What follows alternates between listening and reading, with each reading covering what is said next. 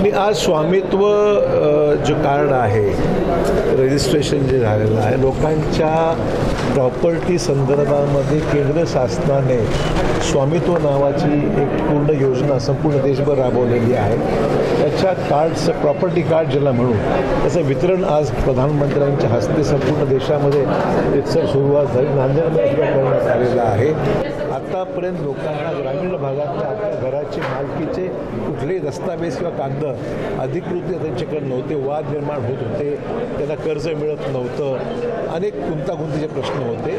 त्यामुळे स्वामित्व योजनेच्या अंतर्गत आता लोकांना आपल्या प्रॉपर्टीचे अधिकृत कार्ड ड्रोनद्वारे सर्वे केला जातो. त्या सर्वेमध्ये प्रॉपर्टीचा फोटोग्राफ घेतला जातो. त्याची मोजणी केली जाते आणि त्याप्रमाणे त्याला कार्ड दिलं जातं प्रॉपर्टी कार्ड जे अधिकृत शासनाचं प्रमाणपत्र आहे की ही तुमची प्रॉपर्टी आहे. आणि त्यामुळे त्याला सुविधा होते. वाद संपतील. करप्शनला वाव राहणार नाही.